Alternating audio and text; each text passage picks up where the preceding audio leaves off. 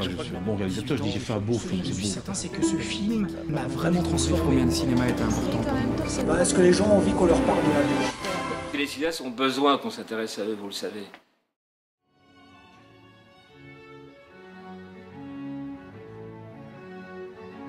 Le docteur, je le connais quand même depuis, depuis les années 90, au moment de la guerre, surtout, disons, la fin des années 90, début 2000, quoi.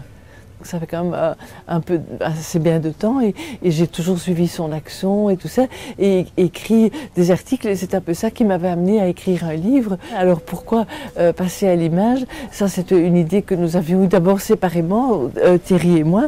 Un ami producteur m'avait suggéré de faire un film avec lui, puis Thierry me l'a proposé aussi. Alors on a réfléchi un peu chacun de son côté et puis on s'est dit que l'image allait démultiplier le message. Le film va le porter plus loin et à d'autres publics.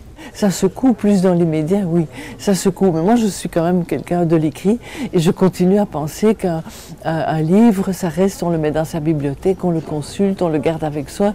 C'est un compagnon plus constant qu'une image qui passe.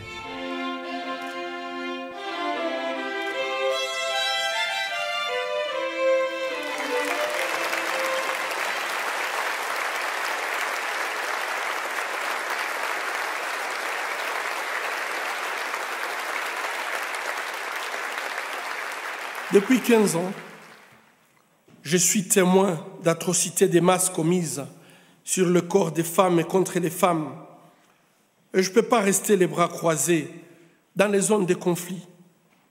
Les batailles se passent sur le corps des femmes.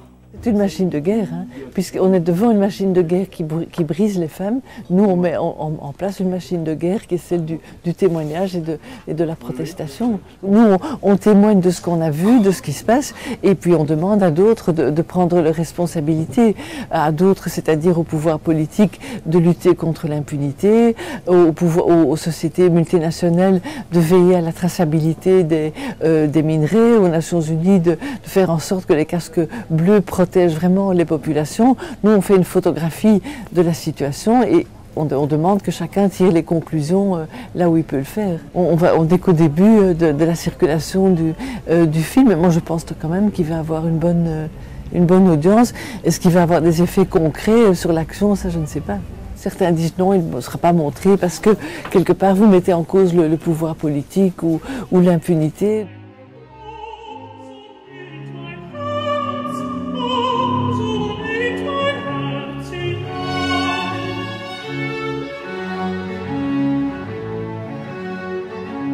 Ce sont des images de paysages paisibles, de paysages où la vie est possible, où, comme le dit le docteur, les gens devraient pouvoir vivre ensemble pacifiquement. Et voilà. Et donc ces images sont aussi une respiration dans le film et un élément du paradoxe congolais, les pires horreurs dans les plus beaux paysages du monde.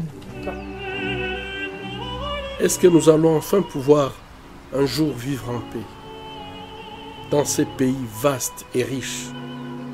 Un pays magnifique.